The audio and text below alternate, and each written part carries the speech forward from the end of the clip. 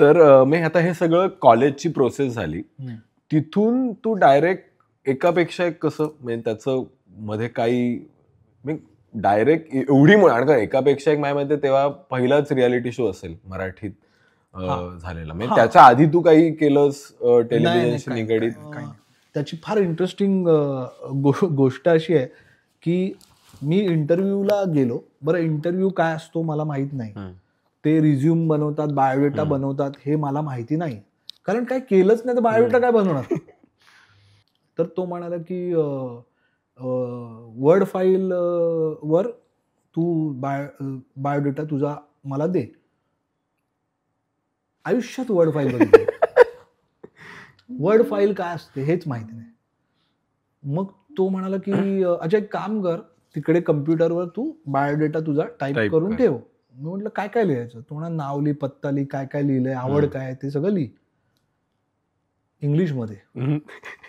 तर मी पहिली 15 मिनिटं ना त्या स्क्रीनकडे बघत होतो आणि मला अत्यंत राग आला स्वतःचा की इतकी वर्ष आपण हा विचार का नाही केला की हा कम्प्युटर कधीतरी आपल्या समोर येईल आणि तो फक्त गेम खेळायचा नाहीये, त्याच्या पलीकडे पण काहीतरी आहे.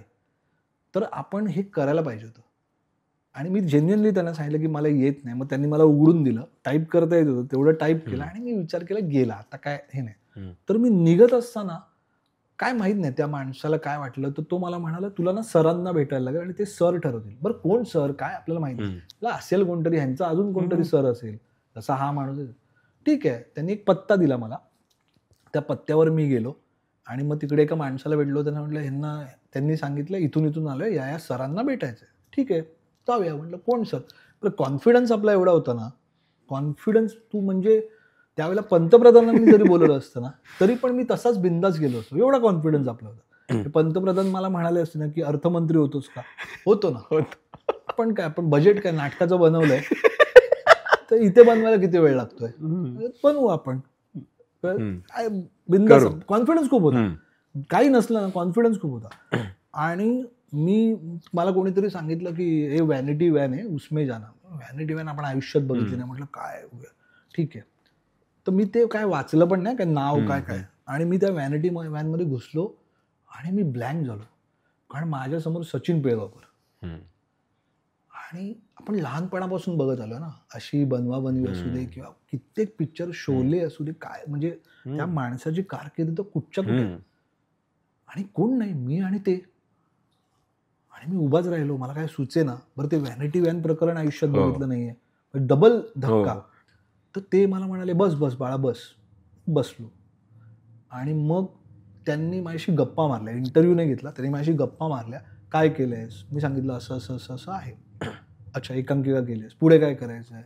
मी म्हटलं काय जे काय आहे ते मी खरं सांगितलं. उगाच आपण म्हणू ना वाढवून सांगा, अरे काय आपल्याला सिनेमा. मी सांगितलं की मला दिग्दर्शक म्हणून काम करायचं आहे आणि मला कुठल्या माध्यमात अडकायचं नाही, जे माझं आजही म्हणणं आहे. की मला वाटलं जर मला एखादी गोष्ट सुचली तर ती एकांकिका होऊ शकते का, तर मी एकांकिका करीन. नाटक होईल नाटक, cinema cinema, serial web series जे असेल ते, त्या कथेचं काय म्हणणं आहे ना त्यावर मी ते ठरवेन. त्यावेळेला वेब सिरीज नव्हती, सो त्यावेळेला मी सांगितलं सिनेमा असेल, काय नाटक असेल, काय असेल, मी मला दिग्दर्शन करायचं. तर ते म्हणाले की मग तू इथे का आलायस, हा तर रियालिटी शो आहे. तर मी म्हटलं की नाही, मला जेवढं रियालिटी शो कळतो तो एकच आहे, ते म्हणजे इंडियन आयडल असतो ना ते. कारण अभिजित सावंतला जोरात वोट केले होते तेव्हा की आपला मराठी माणूस जिंकला पाहिजे. अभिजित सावंत साधा मुलगा आहे, मोहब्बते लुटाऊंगा. तर म्हटलं ते कसं शूट करत असतील ह्याची एक क्युरिओसिटी. माझ्यासाठी रेफरन्स पॉईंट तोच होता. फक्त अभिजित सावंतच्या जागी आता उदाहरणार्थ कोणतरी येऊन नाचणार आहे आणि मग ते आपल्याला करायचंय, एवढाच काय तो फरक असेल, एवढं माझी समज होती. तर ते हसले आणि त्यांनी मला एक प्रश्न विचारला की सिनेमा बघतोस का? म्हटलं हो. कुठले बघतोस? तर सगळे बघतो, भेदभाव नाही करत. आवडलेला सिनेमा कुठला? तर त्यावेळेला मी त्यांना एक उत्तर दिलं की एक सिनेमा आहे बेकस नावाचा. तर त्या बेकस नावाच्या सिनेमामध्ये गोष्ट अशी आहे की 2 भाऊ आहेत आणि त्या देशावर हल्ले होत आहेत बॉम्बचे. म्हणजे जसं आत्ता पण सुरू आहे ना सगळं इस्रायल वॉर वगैरे सगळं सुरू आहे तशा प्रकारचं की ते हल्ले होत आहेत बॉम्बचे. आणि त्या देशात काही नाही, खूप गरिबी आहे आणि कसलंच काही स्वातंत्र्य नाही आहे, काही नाही आहे. आणि ही दोन भावंड लहान आहेत, ती बिचारी कष्ट करून कसं तरी तो पाव मिळवत आहेत, खात आहेत, असं त्यांचं ते दिवसभर त्याचं आहे. त्यांचं एक गाढव आहे त्यांच्याकडे, त्याच्यावर माल वाहून कुठे ना कुठेतरी नेत आहेत, असं सगळं ते त्यांचं उदरनिर्वाह करत आहेत. आणि ते एका छोट्याशा ह्याच्यातून एका रूममध्ये एका बघतात आतमध्ये पिक्चर लावलेला आहे आणि तो पिक्चर असतो सुपरमॅनचा. आणि लपून माणसं बघतायत काळोख करून, कारण कोणी जर बघितलं सैन्याने वगैरे तर ते उडवणार परत. आणि हे तो पिक्चर बघतात, पिक्चरचे काही क्लिप बघतात की तो सुपरमॅन येतो आणि तो सुपरमॅन कसा वाचवतो आणि मग तो बॉम्ब कसा स्वतःवर झेलतो आणि तो सगळं दुश्मन को हरा देत आहे वगैरे असं बघ. आणि मग त्यांचं असं होतं की अरे हा आपल्या इथे पाहिजे यार. आणि मग ते म्हणतात, एकाला विचारतात दुकानात, एक म्हातारा असतो, हा सुपरमॅन कुठे असतो? ते म्हणजे अमेरिकेला असतो. आणि मग ते 2 भाऊ एका गाढवाला घेऊन सुपरमॅनला शोधायला अमेरिकेला निघतात. आणि मग प्रवासात काय होतं ही त्याची गोष्ट कळलं. तर ते मला म्हणाले तुला ह्याच्यात काय आवडलं? तर मी म्हणालो की मला ह्याच्यात तो प्रत्येक लहान मुलगा दिसतो ना की जो कुठल्या ना कुठल्या प्रॉब्लेममध्ये आहे. कळलं. आज आपण कितीही मोठे झालो असू तरी पण आपण पण तसेच आहोत की आपण बसलोय गाढवावर. कळलं का? आणि शोधायला चाललोय सुपरमॅन. कळलं. कारण आपण सुपरमॅन होऊ शकतो हे कोणी आपल्याला शिकवलंच नाही. कळलं. सो इथून मला त्यामुळे ती फिल्म खूप आवडली आणि ती आयुष्यावर माझ्या लक्षात राहिली. त्याचं पोस्टर लक्षात राहिलं. ते 2 भाऊ आहेत आणि त्या एका मुलाने असं ते सुपरमॅन सारखं त्याचं हुड किंवा काय म्हणतो त्याला आपण ते आहे त्याचं. आणि मी ती फिल्म विसरू शकतो. आणि मी त्यांना ते सांगितलं आणि मला माहित नाही काय त्यांना काय आवडलं काय नाही आवडलं, कारण त्याच्यानंतर मी या विषयावर कधी बोललो नाही. आणि ते मला म्हणाले की एक काम कर, सोमवारपासून ये. आणि तिथून माझा प्रवास सुरू झाला. आणि देन आय स्टार्टेड असिस्टिंग एकापेक्षा एक.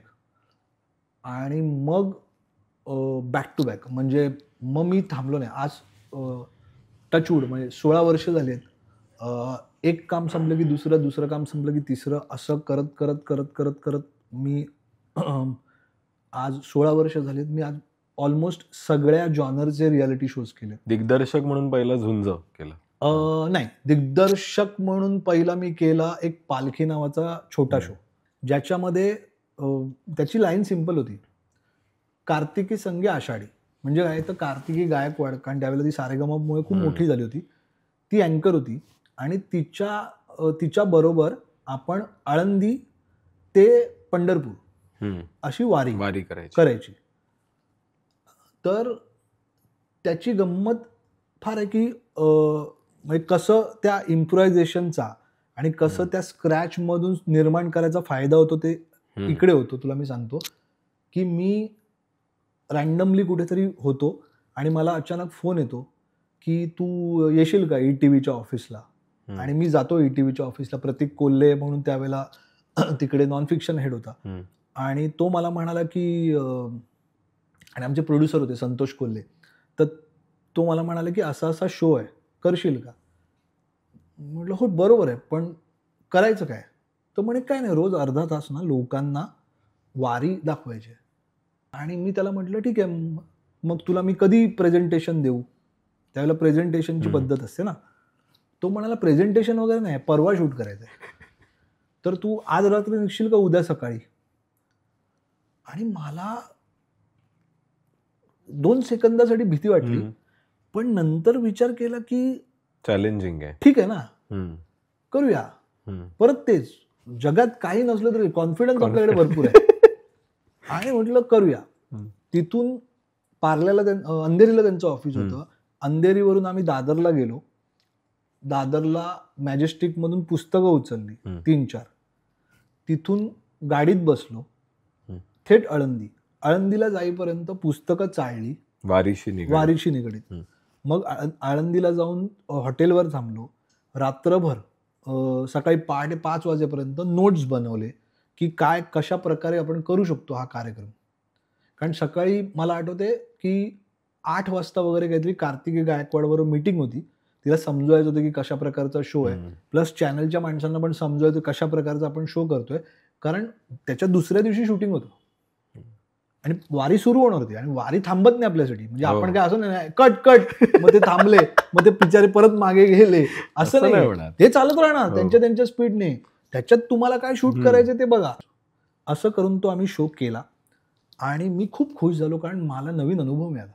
मी वारी आयुष्यात कधी केली नव्हती, पाहिली नव्हती.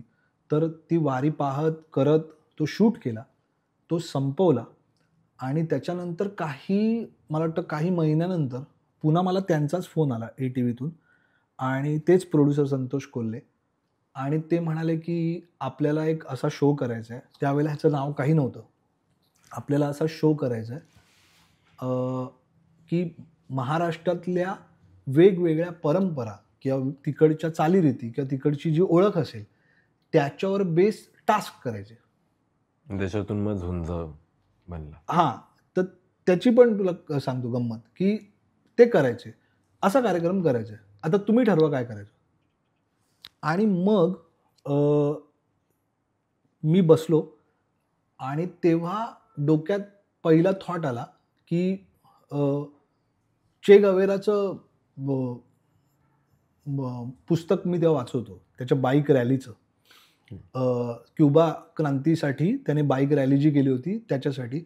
आणि मला असं डोक्यात आलं की समजा आपण नागपूरपासून मुंबईपर्यंत एक बाईक रॅली केली की ते बाईकने फिरतात आणि सगळ्या ठिकाणी जातात, आणि मग कसं होईल. नागपूर का, तर नागपूर 0 किलोमीटर आहे ना, इंडिया 0 किलोमीटर असं तिथे लिहिलंय, म्हणून तिथून ते सुरू होईल आणि मग मुंबईत आपण संपू, मुंबई केंद्र असल्यामुळे, राजधानी असल्यामुळे. पण मग नंतर असं लक्षात आलं की ते सेलिब्रिटीज आहेत, त्यांना काही लोकांना बाईक चालवता येत नाही आणि ते खरंच बाईक चालवणं शक्य नाहीये तेवढे किलोमीटर. मग तो बाईकचा अँगल काढला, पण प्रवास तसाच की 12 सिटी महाराष्ट्राच्या, आणि मग त्यातल्या गोष्टी करून रिसर्च करून आपण त्याचे टास्क बनवूया आणि ते सगळं झालं. नाव काय ठेवायचं, कसं नाव ठेवायचं. तर त्यावेळेला आम्ही कॉलेजमध्ये आम्ही एकांकिका तर करत होतो, पण बाकी पण ऍक्टिव्हिटीज करत होतो, फक्त एकांकिकापुरतं मर्यादित नव्हतो. म्हणून मी मगाशी म्हटलं ना की का मला कला मंच आवडलं, तर वेगवेगळ्या कला असतात. तर इव्हेंट मॅनेजमेंटचं शिक्षण कसं मिळतं, तर ते कॉलेजमध्ये मिळतं. तर त्यावेळेला आम्ही इंटर कॉलेजिएट इव्हेंट करायचो, झुंज नावाचा. झुंज नाव होतं त्याचं, आजही होतं तो डहाणूकर कॉलेजमध्ये. तर तो अख्खा आम्ही ऑर्गनाईज करायचो. त्याच्यात आम्ही नाट्यमंडळ असायचं, कल्चरल कमिटी असायची, अजून कुठली असायची, ते सगळेजण आम्ही करायचो. त्याचं बजेटिंग, स्पॉन्सर्स आणणे पासून सगळं करायचो. त्याचं सेटअप, त्याच्यात काय टास्क असतील, मग त्याच्यात बक्षिसं काय द्यायची, सगळं मॅनेजमेंट पासून सगळं आम्ही करायचो. तूही केलं असशील तशा प्रकारचे इव्हेंट. सो हे जे इव्हेंट मॅनेजमेंटचे आज कॉलेज उघडलेत आणि तिकडे जाऊन ते कॉलेज, ते सगळं इकडे फुकटमध्ये शिकवलं जाते. आणि ते नाव मला खूप आवडलेलं, झुंज. कारण आपण झुंजतो ना रे, फाईट आहे ती. तर मी ती नाव सांगितलं आणि मग त्याचं पुढे झुंज मराठमोळी असं ते झालं, कारण तो एक पंच आला पाहिजे म्हणून ते झुंज मराठमोळी. आणि that become the milestone, one of the milestone of my career. पालखी माझा पहिला शो आहे, पण माइलस्टोन म्हणून झुंज मराठमोळी, ओळख जिथे आपण म्हणतो ना निर्माण होते तुझी. कारण तो खूप मोठा शो होता. म्हणजे आजही मला असं वाटतं की तशा प्रकारचे शो झाले पाहिजे, होत नाहीत अनफॉर्च्युनेटली, पण त्याने मला ओळख दिली. काही शेवटचे महत्वाचे प्रश्न विचारतो की आता बऱ्याच तुझ्या बोलण्यातून असं जाणवतं की तुझं वाचन, म्हणजे तू कुठलाही एक काय म्हणतात अभ्यास करण्यासाठी तू पहिला एक पुस्तक विकत घेशील किंवा तू काहीतरी वाचत बसशील, किंवा तू बोलताना पण आता रेफरन्स बऱ्याच पुस्तकांचे दिलेस. तर तुझं वाचन, तू म्हणालास की सगळ्यात आधी तुझं म्हणजे लहानपणापासून वाचन तुला आवड लागली आणि ते काय म्हणतात ते जोपासलं गेलं. तर ते वाचन संस्कृती आणि ह्या सगळ्या गोष्टी त्याच्याविषयी पण, आणि तू आत्ता एक पुस्तक तुझं म्हणजे हॅशटॅग जिप्सी आलं, तर मग एकंदरीत आत्ता वाचनाचं वातावरण कसं, आणि त्यात तुला एक नवीन पुस्तक जन्माला घालावं असं वाटलं तर ह्या संदर्भात मला थोडं एक वाचक आणि लेखक ह्या अनुषंगाने थोडं सांगशील तर बरं होईल. मुळात मी तुला सांगतो की वाचनाची जी सुरुवात माझी झाली आहे ना, ती फार काही असं माझ्या घरी एकतर वाचनाचं फार परंपरा किंवा काय म्हणतो ना, घरी वाचन केलं जाते वगैरे असं काही नव्हतं. संध्याकाळी 7च्या बातम्या लागतात, त्या बघितल्या की दिवसभराचं कळतं ताज्या.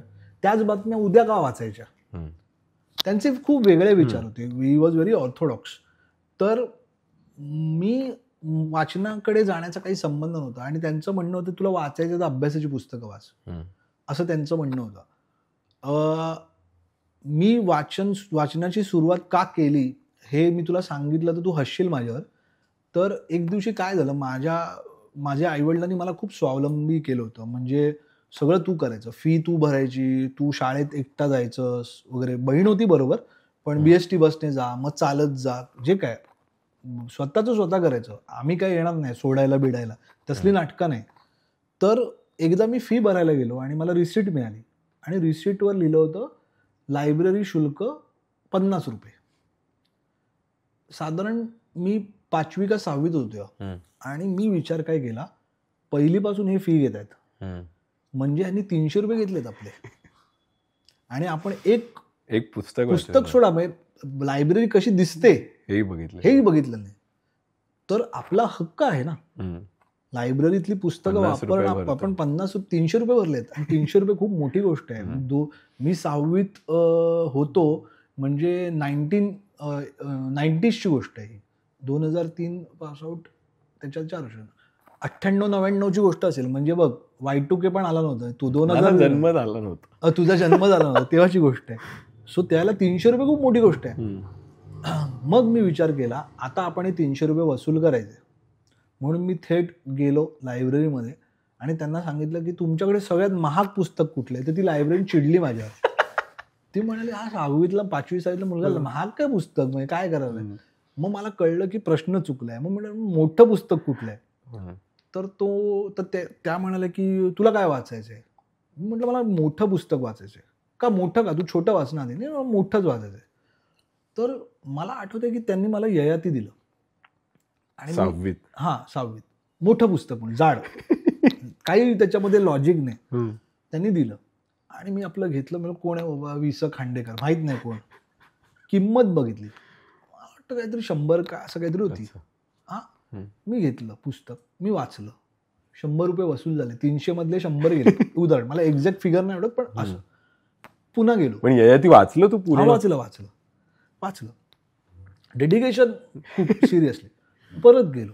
ह्याच्यापेक्षा मोठं आहे का, म्हणजे कसं कमी पुस्तकांमध्ये पैसे वसूल झाले पाहिजे. मग अजून एक कुठलं तरी पुस्तक वाटलं मला. इफ आय नॉट मिस्टेकन, मी मृत्युंजय वाचलं. मग कळलं की 2-3 पुस्तकांना पैसे वसूल झाले ₹300. आणि मग डबा खात मी एकदा बसलो होतो आणि तोपर्यंत एक काय म्हणतो ना आपण, इनडायरेक्टली ना तुला वाचनाची आवड निर्माण होते, तुला एक्साइटमेंट वाटायला होते की पुढे काय असं व्हायला लागतं. आणि मी आम्ही बसलो होतो मधल्या सुट्टीत आणि मी अशी बाजूला नजर फिरवली आणि मी विचार केला, वर्गात 60 मुलं आहेत बरोबर. 60 मुलांपैकी कोणीच पुस्तक वाचत नाही. प्रत्येकाचे ₹50 म्हणजे शाळा किती पैसे कमवते इंटू इतकी वर्ष. ती जबाबदारी आपली आहे की आपल्या मित्रांचे पैसे वसूल झाले पाहिजे. आणि तिथून माझा वाचनाचा प्रवास सुरू झाला, पैसे वसूल करण्यासाठी. एवढंच कारण, बाकी काय नाही. आणि मी जायचो आणि माझं बरं, त्यावेळेला लेखक कोण माहित नाही, विषय काय माहित नाही, मुद्दा एवढाच होता, जास्त पानं म्हणजे जास्त किंमत. त्यामुळे मोठी मोठी पुस्तकं, म्हणजे लोकल लहान पुस्तकापासून सुरुवात करतो ना, पु ल देशपांडे किंवा अजून छोटी छोटे कथा. तू ययातीत वाचलंस पहिलं म्हणजे? दांडेकर नाही, आपलं डायरेक्ट जाडी पुस्तकं पाहिजे, द्या ठपाठप. आणि मग आपलं इंटरेस्टिंग वाचायचो, लक्षात. कारण एक परंपरा चांगली होती, माझी आई मला गोष्टी खूप चांगल्या सांगायची. म्हणजे इसाप नीतीच्या गोष्टी असू देत किंवा आपल्या छान छान गोष्टी नावाची कॅसेट असायची, पंचतंत्र गोष्टी असतील. माझी आई मला गोष्टी खूप सांगायची, त्याचं काय तात्पर्य आहे ते सगळं सांगायची. त्यामुळे मला गोष्टींची आवड होती. आणि आमचा एक रोज काय म्हणतो ना उपक्रम असायचा माझ्या आणि माझ्या आईचा. रोज रात्री आल्यानंतर माझी आई पण काम करायची नोकरी करायची. नोकरी करून आल्यानंतर मला ती रात्री विचारायची, या दिवसभर काय केलं? तर एका वाक्यात उत्तर द्यायची किंवा एका शब्दात उत्तर द्यायची की आज काही अभ्यास केलाच नाही. नीट सांग. मी माझी आई ऑफिसला गेल्यापासून ते ती येईपर्यंत काय काय घडलं ह्याची गोष्ट सांगायचो आणि ती रंगवून सांगायचो. तर ती एक सवय होती. त्याच्यामुळे पुस्तक वाचणं मला कधी बोरिंग वाटलं नाही. एकच सेकंड ना. इथे आहे बघ.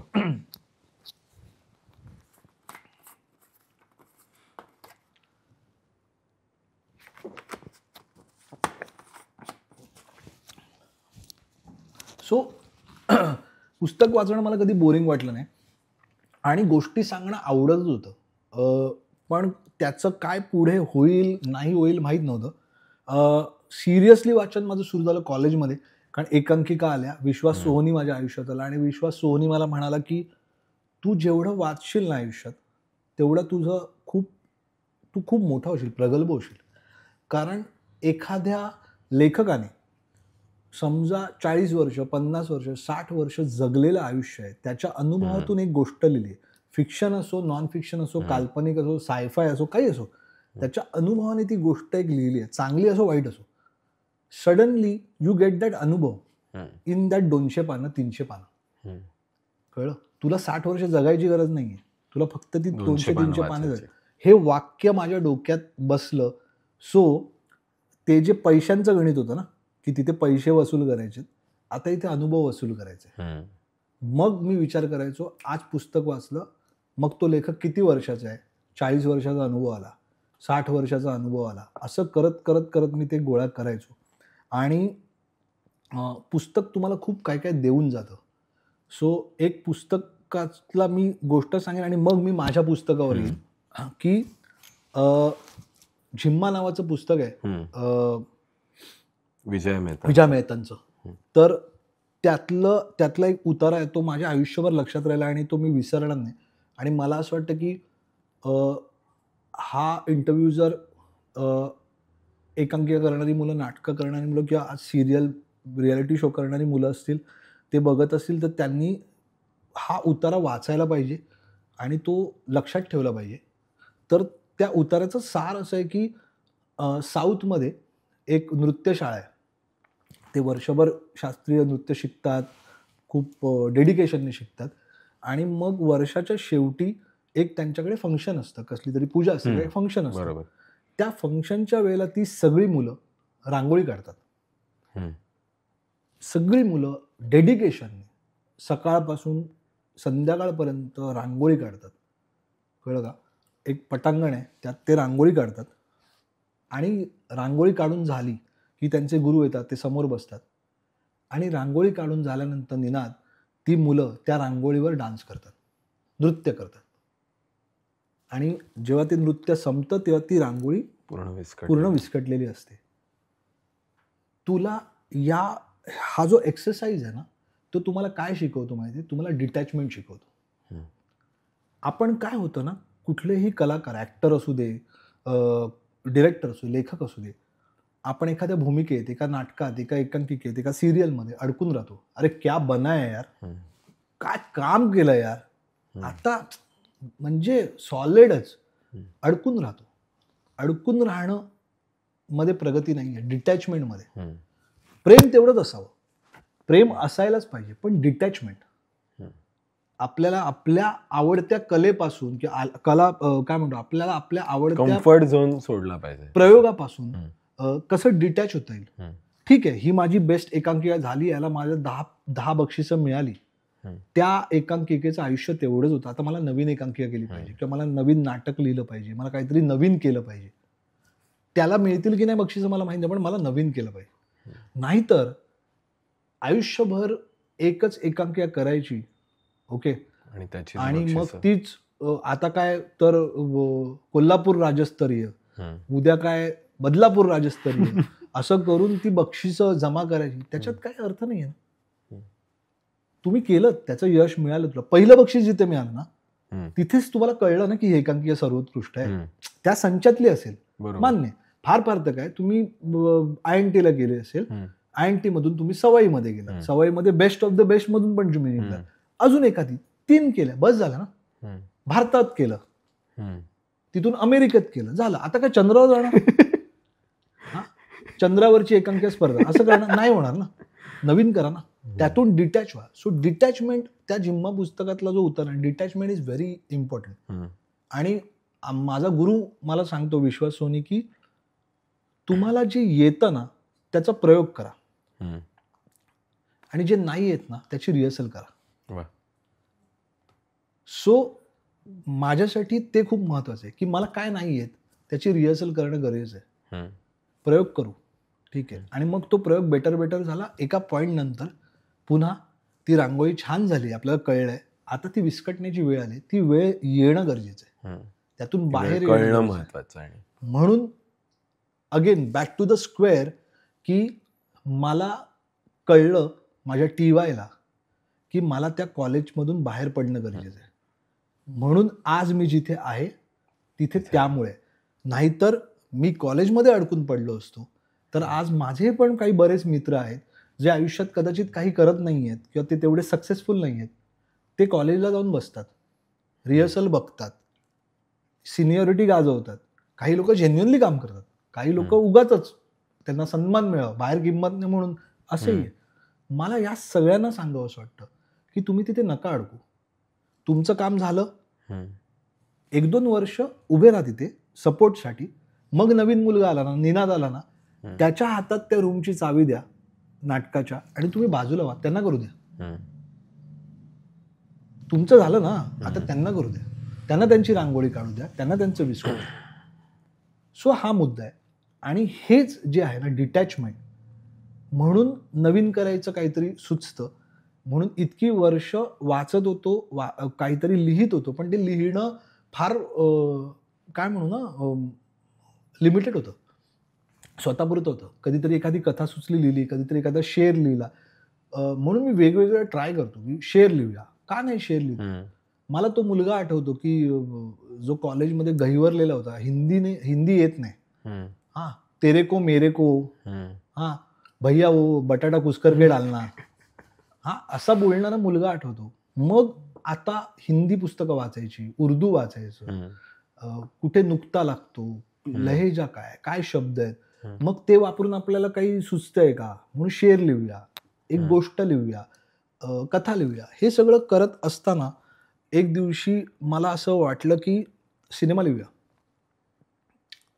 आणि सिनेमा लिहायला घेतला तेव्हा डोक्यात काही नव्हतं, थॉट नव्हता, काही नव्हतं. म्हटलं सिनेमा लिहूया.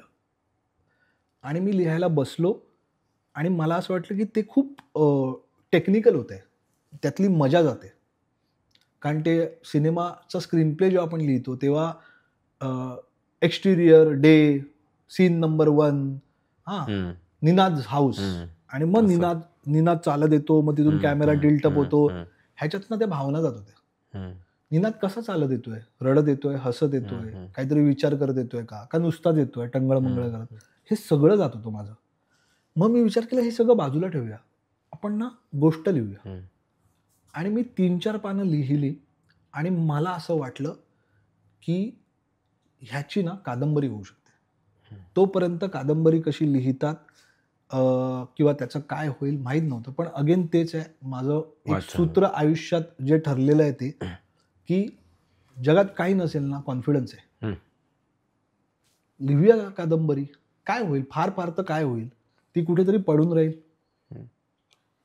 काय होईल, लिहिलीच नाही तर काय होणार आहे, तर लिहूया ना.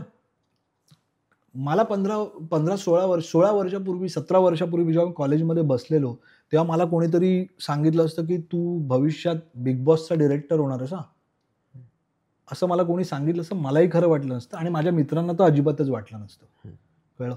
सो तसंच मी कधी कादंबरी लिहिणे हे मलाही वाटलं नव्हतं, माझ्या मित्रांनाही वाटलं नव्हतं.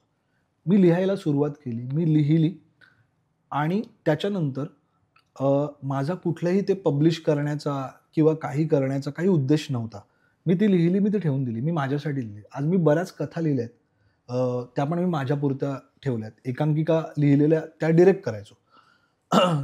मग एक दिवशी एका मित्राला वाचायला दिली, दुसऱ्या मैत्रिणीला वाचायला दिली, अजून एका मैत्रिणीला वाचायला दिली आणि त्यांनी खूप चांगले रिस्पॉन्स दिले. आणि बरं ती मंडळी आहेत जी उगाच हवेत चढवणारी नाही आहेत, कळलं, खरं उत्तर देणारी. म्हणजे कदाचित तीच मंडळी ज्यांनी मला सांगितलं की ऍक्टर नको हुआ, तू काय धड नाही आहेस. त्यामुळे ते इतकं सांगू शकले असते की एक काम कर, हे आहे ना, हे तू भेळवाल्याला दे, ह्याच्यात भेळ चांगली लागेल, कळलं, हे इतकं वाईट लिहिलं. तर तिथे कुठे ते कॉन्फिडन्स आला आणि तरीही मी रेडी नव्हतो. आणि मग एक दिवशी मी विश्वासला भेटलो आणि आमचं रँडम काहीतरी बोलणं सुरू होतं आणि तो एक वाक्य बोलला. बरोबर, त्याला मी सांगितलं नव्हतं पुस्तक वगैरे लिहिलंय, कारण माझी हिंमत नाही तेवढी. अजूनही मी त्याला रिस्पेक्टफुली घाबरतो. तो मला एक वाक्य म्हणाला की केतन, काय आहे ना, कुठल्याही प्रकारची कला ही जर आपल्या मनात राहिली किंवा आपल्या पुरतीच राहिली तर त्या कलेला काही किंमत नाही. कारण मुळातच कला प्रेक्षकांसाठी असते, इतर माणसांसाठी असते. ती त्यांना आवडो न आवडो, आपण त्यांच्यापर्यंत कलाकार म्हणून ती सादर करणं गरजेचं आहे, कळलं का. आणि मग तो स्टेज कोणताही असो. आणि ते वाक्य माझ्या एवढ्या डोक्यात बसलं निनाद, आणि मी विचार केला की आपण पब्लिश करायला घेऊया. आणि मी व्यवस्थित, म्हणजे जसे त्यांचे रूल्स असतात रोहन प्रकाशनचे, ते मी ईमेल केला, त्यांना सांगितलं नाही मी काय करतो. एक होतकरू तरुण लेखक आहे मी, असं करून मी त्यांना, ते म्हणाले ठीक आहे, पोस्टाने पाठवा, ही आमची एक रजिस्ट्रेशन फी आहे, ती भरा, पाठवा. मी पाठवली स्क्रिप्ट. प्रणव सखदेव नावाचा खूप साहित्य अकादमी पुरस्कार विजेता लेखक आहे, जो माझा आता खूप चांगला मित्र झालाय, त्याने ती वाचली. रोहन प्रकाशनचे संपादक आहेत रोहन चंपानेरकर, त्याने ती वाचली. आणि खूप काय म्हणू ना, इनोव्हेटिव्ह क्रिएटिव्ह माणसं आहेत ती. त्यांनी मला फोन केला की आम्हाला तुमची कादंबरी आवडली, तुम्ही भेटायला येऊ शकता. मी पुण्याला गेलो. साधारण आम्ही अर्धा पाऊण तास कादंबरीवर बोललो की काय आवडलं काय नाही. त्यांना लेखनशैली आवडली, त्यांना तो प्लॉट आवडला. ते म्हणाले अशा प्रकारचं लेखन होत नाही आता. आयदर खूप ग्रामीण लेखन होते किंवा अजूनही लेखन जे होतंय ते 90sचं होतंय. आत्ताची जी तरुण मंडळी आहेत, कळलं का, किंवा आत्ता समजा मी आता 38 वर्षांचा आहे, तर 38 वर्षाचा 2024 मधला माणूस काय विचार करत असेल, हे लेखनच होत नाही, कळलं का. सो हे खूप आत्ताचं लेखन आहे, खूप चांगलं आहे असं त्यांनी मला सांगितलं. आणि ते म्हणाले आपण छापूया. आणि मी उडालो. मी म्हटलं अरे असं कसं झालं. आणि मग ते मला म्हणाले पोटा पाण्यासाठी काय करतो. तर मी त्याला सांगितलं की अरे कार्यक्रम आहे बिग बॉस मराठी नावाचा, तर त्याचा मी दिग्दर्शक आहे. मग ते उडाले. मग ते म्हणाले अरे तू आधी काय नाही सांगितलं. मी म्हटलं ते बिग बॉसच्या जीवावर मला ते पुस्तक छापलेलं नको आहे.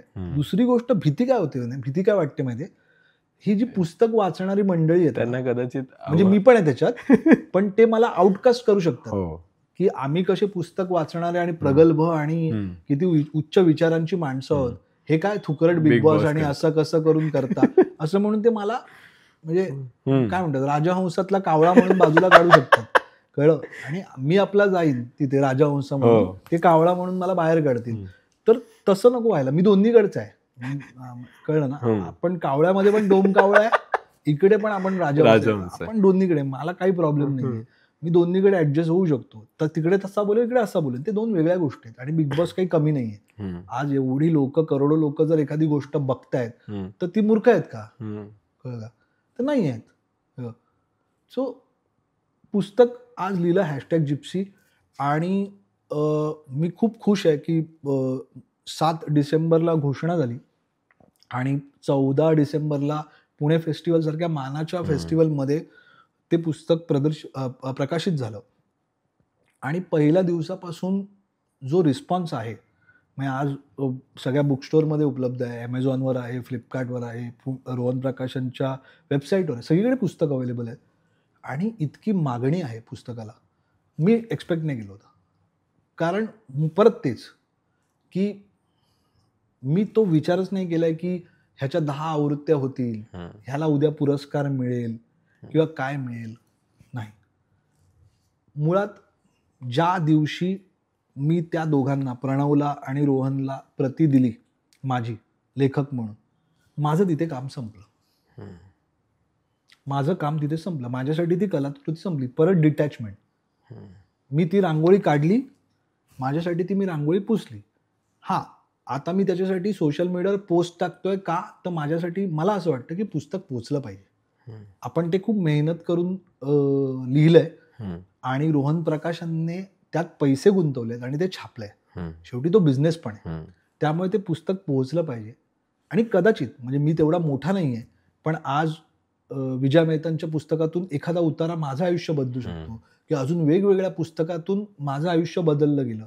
बेकस सारख्या सिनेमामुळे मला काहीतरी शिकायला मिळालं. अशी अनेक उदाहरणं आहेत. म्हणजे आपण 5 वर्ष वगैरे बोलू शकतो अशी उदाहरणं आहेत माझ्याकडे. तर कदाचित या पुस्तकातून आयदर लोकांना काय करावं हे तरी कळेल किंवा काय करू नये हे तरी कळेल. कळलं का? तर ह्या सगळ्या वाचन संस्कृतीला जोडून एक प्रश्न असा की आता ह्या वर्षी आम्ही थीम पण म्हणजे कला महोत्सवची दरवर्षी थीम असते. कधी आम्ही बोलीभाषांवर कला महोत्सव केला, मागच्या वर्षी आम्ही ऋतुचक्र, का तर 6वं वर्ष होतं तर 6 ऋतूंवर अशी कला महोत्सव केला. तर ह्या वर्षी आम्ही अभिजात मराठी थीम निवडली आहे आणि त्यालाच अनुषंगाने सगळे कार्यक्रम आहेत. म्हणजे 12 तारखेचा शिवाजी मंदिरला जो कार्यक्रम होणार आहे तिथे आम्ही 7, का तर 7वं वर्ष आहे म्हणून 7 मराठीतले दिग्गज लेखक त्यांच्या 7 कथा निवडल्यात आणि त्यावर द्विपात्री सादर होणार. तर हे मुद्दाम असं आहे की द्विपात्रीच, म्हणजे काही कथा आहेत की यांच्यात आहेत भरपूर कॅरेक्टर, पण ते द्विपात्रीमध्येच म्हणजे ते दोघांवरच फोकस करून कसं करता येईल आणि मग प्रयोग म्हणून त्याच्यात आणखी नवीन काय गोष्टी करता येतील, लाईट सेट, म्युझिक वाईज, असा एक तो प्रयत्न आहे. तर त्याला एक मराठीच्या अनुषंगाने एक प्रश्न विचारतो असा की तू आता बऱ्याच भाषांमध्ये, मी म्हणेन बऱ्याच भाषां म्हणण्यापेक्षा मराठी बिग बॉस पण केलंस, हिंदी बिग बॉस पण केलंस, की आता हिंदी मास्टर शेफचं तुझं काम चालू आहे. तर अशा सगळ्या क्षेत्रात काम करत असताना भाषे वाचून कधी काही अडलं का, किंवा आपलं हिंदी इंग्लिश च्या तेवढंच म्हणजे काय म्हणतात प्राबल्य नसेल किंवा प्रावीण्य नाही आपलं त्याच्यात, पण मराठी येतं किंवा मराठीमुळे काही असं कधी न्यूनगंड आला का, असं काही झालं? नाही, मला असं वाटतं की सुरुवातीला असं सुरुवातीला मला वाटायचं की आपल्याला इंग्लिश येत नाही किंवा हिंदी येत नाही तर आपला निभाव कसा लागेल. पण मला असं वाटतं की भाषा हे आपले जे विचार आहेत आणि भावना आहेत ते पोचवायचं एक माध्यम आहे. कळलं का? तर त्यामुळे आपले जर विचार स्ट्रॉंग आहेत ना, आपले जर आयडियाज स्ट्रॉंग आहेत ना, तर मग त्या तू मराठीत सांग, हिंदीत सांग, इंग्लिशमध्ये सांग, समोरच्याला आवडणारच आहेत. कळलं का? कधी कधी आपण जसं लहान मूल असतं घरी, त्याला कुठलीच भाषा येत नसते, आपण त्याला इशाऱ्याने पण सांगतो ना, किंवा प्राण्यांशी आपण बोलतो तरी ते कम्युनिकेशन होतं ना. त्यामुळे तसं कधी होत नाही. पण एक जेन्युइनली मी एक गोष्ट इथे मांडेन की माझा जन्म मराठी कुटुंबात झाला आहे, माझी मातृभाषा मराठी आहे, मी लहानपणापासून मराठीत बोलतोय, मला सगळं समजतं, किंवा रादर मी असं म्हणेन मी विचार मराठीत करतो. तर त्याची कुठल्याही प्रकारे लाज बाळगणं गरजेचं नाही. आज माझं शिक्षण 10वी पर्यंत मराठी मीडियममध्ये झालंय, मराठी माध्यमात झालंय. त्याच्यानंतर मी ग्रॅज्युएशन केलं डहाणूकर कॉलेजमधून. ते तिथे इंग्लिशमध्ये जरी शिकवत असेल तरी सगळं मराठी विषय तर आहेच, वातावरण मराठी, सगळी आमची आजूबाजूची मुलं मराठी, टीचर्स मराठी, सगळं मराठी वातावरण आहे. त्यात विलेपार्ले एक मराठीचं खूप मोठं हे आहे, केंद्र आहे. त्यामुळे झालं काय की 15 वर्ष आयुष्यातली मराठी वातावरणात वाढलो, मराठी ह्याच्यातच वाढलो. मग तिथून जेव्हा मार्केटमध्ये बाहेर पडलो काम करायला, सुरुवातीला कठीण गेलं, मी नाही म्हणणार नाही, पण त्याच्यामुळे अडलं का, तर माझं अजिबात अडलं नाही. त्याचं कारण असं आहे की मुळात तुम्ही तुमच्या जसं आपण म्हणतो ना की मराठी भाषा ला आपण आई म्हणतो, माय मराठी म्हणतो. तुम्ही तुमच्या आईवर प्रेम नाही केलं ना तर मावशीवर कसं कराल? कळलं का? तुम्ही आजीवर कसं कराल, काकूवर कसं कराल? तर हिंदी असेल, इंग्लिश असेल, उद्या फ्रेंच असेल, बंगाली असेल, ह्या सगळ्या मावशी, काकू आणि त्याच सगळ्या आहेत ना. तर तुम्ही आईवर आधी प्रेम करा ना.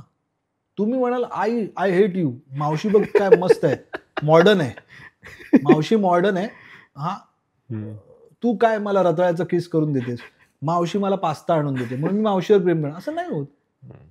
कळलं का? यू नेव्हर नो यार. आपल्याकडे मराठीत मोदक आहेत, कळलं का? आता आपण मोमोच्या मागे धावतोय, पण मराठीत आधी मोदक आहेत ना. त्याचं काय कराल तुम्ही? त्याची सर कशातच नाहीये. सो मोदकांवर जर प्रेम केलं ना, मग मोमोवर पण होईल, कशावरही होईल. सो मराठी भाषेमुळे अडत नाही. आणि ह्याच केतन माणगावकर एक खूप छोटं उदाहरण आहे. आज आपण अक्रॉस द इंडिया जर बघितलं तर सचिन तेंडुलकर, लता मंगेशकर, थेट बाबासाहेब आंबेडकर, कळलं का, ते फाळके पासून अशी कित्येक मराठी नावं, म्हणजे तू क्षेत्र सांग आपण त्याच्यात नाव घेऊ, कळलं का, अशी सगळी माणसं आहेत. त्यांचं भाषे वाचून कधी काय अडलं नाही, काय कधीच अडलं नाही आणि अडणारही नाही. आणि एवढंच आहे की आपण अडॉप्ट करणं शिकलं पाहिजे. खरं तर बरेच विषय आहेत, बऱ्याच गोष्टी, जसं तू म्हणालास की 5 वर्ष लागतील कदाचित. आपण 10व्या कला महोत्सव पर्यंत किंवा वेळ चालूच राहील तोपर्यंत इथे 25 स्पॉन्सर वगैरे येतील. हा तसं हो, तरी मला बोलवशील ही मोठी गोष्ट आहे. तर पण एक शेवटचं असं मुलाखतीच्या पलीआड जाऊन एक मला विचारायचं आहे, कारण का मी जेव्हा आपलं बिग बॉस संपलं आणि त्याच्यानंतर मी ह्यांच्या, आणि तोपर्यंत काही कॉन्टॅक्टच नव्हते ना कोणाचे, फोनवर आपलं काही बोलणं व्हायचं काही. तर बऱ्याचदा मी आल्यानंतर असं झालं की मला विचारायचं की काय मग स्क्रिप्टेड असतं ना, आणि एकतर मी असं झालं की मी लिहित होतो तिथे, मग तूच लिहितोस तर स्क्रिप्टेड असतं ना. मी म्हणायचं नाही अरे स्क्रिप्टेड कसं असणार, म्हणजे बिग बॉस कसं स्क्रिप्टेड असेल.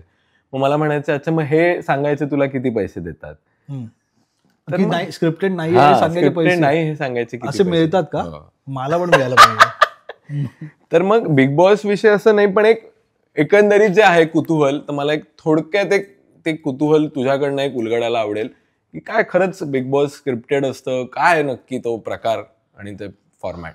नाही, मी आतापर्यंत सांगितलं आणि आता पुन्हा सांगतो की बिग बॉस हा शो स्क्रिप्टेड नाहीये आणि तो स्क्रिप्टेड करू शकत नाही. आणि तो तुमच्या भाषेतच सांगेन की आपण जेव्हा एक एकांकिका बसवतो तेव्हा त्याच्यात तालमी करतो, एक संहिता येते, स्क्रिप्ट येते, मग रोल वाटले जातात, पाठांतर होतं, तरी आपण त्याचे रिहर्सल करतो, ब्लॉकिंग करतो की तू इथे ये, तू इथे बस, मग हा सीन असा होईल, मग लाईट्स असे पडतील, एक ब्लॉकिंग होतं. साधारण आता आमच्या वेळेला तर आम्ही महिनाभर वगैरे रिहर्सल करायचो, आजही तसंच असेल. मग एक रंगीत तालीम होती, मग प्रयोग होतो, मग त्या प्रयोगात पण चुका होतात, कधी कधी चांगलं होतं कारण ते ऍक्टर चांगले असतात. आज बिग बॉसमध्ये ती माणसं 100 दिवस आतमध्ये राहतात, 24 तासासाठी 24 तास कॅमेरा सुरू आहेत. बरं त्यातले बरेचसे ऍक्टर पण नाही आहे, जसं सूरज चव्हाण, त्याला बिचारायला लिहिता वाचता पण येत नाही, किंवा काही इन्फ्लुएन्सर होते, कीर्तनकार होता, हे काही ऍक्टर्स नाही आहेत. किंवा जे ऍक्टर्स आहेत ते ऑस्कर वगैरे घेतलेले आहेत का, की त्यांना आपण एक सीन दिला आणि लगेच त्यांनी तो केला की बाबा हे घे निनाद रागव, की तो रागवला, हे घे निनाद रड, म्हणजे तो रडला, आणि असा परफॉर्मन्स दिला की बाबा खरा वाटतोय. तर तसं शक्य नाहीये, कारण तो शो त्याचा फॉर्मॅटच असा आहे की जे आज घडतं ते आपण रातोरात एडिट करतो, दुसऱ्या दिवशी लोकांना दाखवतो. सो हे जी टाइमलाईन आहे ना, की 24 तासात ते सगळं टीव्हीवर दिसणं, ही जी टाइमलाईन आहे, ह्याच्यात हे असं स्क्रिप्टेड वगैरे करणं जास्त कठीण आहे. उलट मी स्क्रिप्टेड करणं वगैरे शक्यच नाहीये, कळलं का. मी हे सांगेन की वेल क्राफ्टेड आहे, कळलं, कारण नाहीतर लोक म्हणतील तू दिग्दर्शक म्हणून काहीच करत नाहीस, मग तुला कशाला घेतात. तर मी म्हणेन की सिच्युएशन्स, एक दिग्दर्शक म्हणून मी सिच्युएशन्स अशा निर्माण करतो की त्या सिच्युएशन्स मुळे वेगवेगळ्या गोष्टी होऊ शकतात, वेगवेगळे जे इमोशन्स आहेत ते त्यांचे बाहेर येऊ शकतात. जसं आपण म्हणतो की खूप दिवस त्यांना घरापासून दूर ठेवल्यानंतर त्यांचे घरातल्या लोकांना पाठवणं, ते पाहिल्यानंतर त्यांना रडायला येणारच, कळलं का. मग काही लोक कमेंटमध्ये लिहितात शूटिंगसाठी बाहेर जात नाही का तुम्ही, तेव्हा आई वडिलांपासून लांब राहतात ना, मग आता काय रडतात, हे सगळं नाटक करतात, हे सगळं स्क्रिप्टेड आहे. असं नाही होत. शूटिंगसाठी बाहेर गेलेलं असलं ना तरी मोबाईलवर, व्हिडिओ कॉलवर, फोनवर बोलणं होतं. इथे नाही होत. इथे ते 50 दिवस 60 दिवस एकमेकांचे चेहरे बघून, बाहेर एक माणूस नाही बघितलाय, शीट पाखरू नाही बघितलंय, कळलं. अशा वेळेला घराची आठवण येणं गरजेचं आहे. जे लोक हॉस्टेलला राहतात ना त्याला त्याची किंमत कळेल. सो हा एक भाग झाला. भांडणं असतील, कॉन्फ्लिक्ट आहे, कळलं, कॉन्फ्लिक्ट आहे. आता मी तुला असं जर सांगितलं की बाबा ग्रॅज्युएट वडापावकडून एकच वडापाव येणार आहे, सोन्याचा वडापाव, तो या गंधर्व कला मंचमधून एकाच माणसाला तू द्यायचा, तर तू ज्याला देशील ना ते सोडून बाकीचे रागवतीलच ना, ते भांडायला येतीलच ना की आम्हाला पण पाहिजे सोन्याचा वडापाव. आणि परत नंतर त्यांनाही सांगायचं की आता तू कोणाला देशील. हा, तर मग त्यात परत त्याचं सिच्युएशन, मानवी भावभावना आहेत, ट्रिगर पॉइंट्स आहेत, त्या सगळ्या गोष्टी आहेत. तर ते कसे ऍक्टिव्हेट होतील ह्याचाच एक दिग्दर्शक म्हणून माझा अभ्यास आहे. तू त्याच्यात लेखक म्हणून भाग होतास. तर एखादा टास्क असेल तर तो टास्क लोकांना पण समजला पाहिजे, ऑडियन्सना पण समजला पाहिजे, त्यांना समजला पाहिजे. त्याचे एक नियम आहेत. खेळ म्हटलं तर नियम आला, कळलं का? तर कारण वेगवेगळे खेळ आहेत, त्याची एक पार्श्वभूमी आहे, कळलं? कारण तू बऱ्याचदा बघितलं असेल की आपण ज्या गोष्टी आहेत, परत तेच ससा कासव, त्याच्यावर कसा एखादा टास्क म्हणजे लोकांना समजायला, खेळायला मजा येईल, कळलं का? हे आज स्क्विड गेम इतकं पॉप्युलर झालं नेटफ्लिक्सवर आणि नाचतायत लोक की अरे ते काय कोरिया, ते लोक ना ते काय लहानपणीच्या गेमवर त्यांनी कसलं बनवलंय. ती सिरीज म्हणून ग्रेटच आहे, पण लहानपणीच्या खेळावर गोष्ट टास्क बनवायचे हे झुंज मराठमोळी पासून ते बिग बॉस पर्यंत आम्ही करून झालंय, पण त्याला नावं ठेवायची. आणि मावशीचं कौतुक, आणि दुसरं ते आहेच. आणि शेजारच्याच शर्माजी का बेटा अच्छा आहे ना, आपला कसला, आपला तो काय, आपलं मराठी माणसाचं उलट आहे, आपलं ते कार्ट दुसऱ्याचा बाप आहे. आणि दुसरं काय ना, स्क्रिप्टेड जर मला करायचं आयुष्यात तर मी त्याच्यासाठी कादंबरी लिहिली आहे. मी स्क्रिप्टेड किती चांगलं करू शकतो ह्याच्यासाठी कादंबरी वाचा. नॉन स्क्रिप्टेड काय करू शकतो ह्याच्यासाठी बिग बॉस बघा किंवा मास्टर शेफ बघा. आता इतकं सोपं गणित आहे, सोपं आहे माझं. आपलं बघ, म्हणजे खूप लोकांना कदाचित आवडणार नाही, पण एक उदाहरण आहे की आपण जेवणाचं ताट घेऊन संडासात बसतो का जेवायला? नाही ना. संडासातलं काम संडासात, जेवणाचं काम जेवणात, बरोबर? हॉलमध्ये आपण येऊन ते करत नाही ना, विधी करत नाहीत ना. सो जे काम जिथे असलं पाहिजे तिथेच व्हायला पाहिजे. सो तसं स्क्रिप्टेड कादंबरीत, नॉन स्क्रिप्टेड रियालिटी शो मध्ये इतकं क्लिअर आहे. Thank you so much. मी आता फार अजून बरेच विषय निघतील खरं तर, पण नाही ते आपण पुढच्या वर्षी बोलू. तोपर्यंत अजून बरेच किस्से पण मी आठवलेले असतील, काय असतील. आणि आम्हाला आता हे जेवढ्या लवकर ही मुलाखत संपेल त्याच्यानंतर जे काही तू कॅमेऱ्यावर बोलू शकला नाहीयेस ते पण आम्हाला नाही ते ऐकू. पण ही संपवताना मला एकच गोष्ट सांगायची आहे, ते म्हणजे की तुम्ही जर एकांकिकेत नाटकात काम करायला सुरुवात केलेली असेल तर मला असं वाटतं की ते मर्यादित ठेवू नका. नाटक एकांकिका सुरूच ठेवा, पण त्याचबरोबर अजून जे बाकीचे ह्यात पैलू आहेत ना, सिरियल असू दे, वेब सिरीज असू दे, सिनेमे असू दे, त्याच्यात पण sound engineer, cameraman, anchoring, actor, dancer, director पासून ते वेगवेगळ्या गोष्टी, प्रोड्युसर, काही असेल, हे वेगवेगळी अंग समजून घ्या, शिकून घ्या आणि त्याच्यात पण कसं करिअर करता येईल ह्याचा विचार करा. लिमिटेड नका राहू. नाहीतर परत तेच आहे की 2003 साली मी पासआउट झालो आहे. मला 2003 साली जाणीव झाली ना की आपण डीजे नाही व्हायला पाहिजे, कळलं? मला असं वाटतं की ते प्रत्येक त्या मुलाने, मुलीने आपल्या अंगी रुजवलं पाहिजे की आपला डीजे नाही झाला पाहिजे. बरोबर. मला असं वाटतं की आपल्या मराठी मुलांमध्ये तर ती ताकद आहे की ते काय काय करू शकतात. तू पण बघ ना, आज तू एकांकिका करता करता आज बिग बॉस मध्ये रायटर म्हणून आलासच ना, कळलं? जर तू ठरवलं असतंस की नाही मला तेच कर, तर तू तेच कर, त्याच्यात काही वाईट नाही. पण अगेन मला असं वाटतं की जर आहे ना क्रिकेट खेळण्यामध्ये ताकद आहे ना, मग तुम्ही फक्त गल्लीतले नका ना म्हणा किंवा तुमच्या कॉलेजचे बेस्ट बॅट्समन नका राहू ना. तुम्ही व्हा की सचिन तेंडुलकर पेक्षा मोठे, अजून त्याचे रेकॉर्ड तोडा, देशाला अभिमानच वाटेल. एवढंच मला सांगायचं. Yes, thank you so much.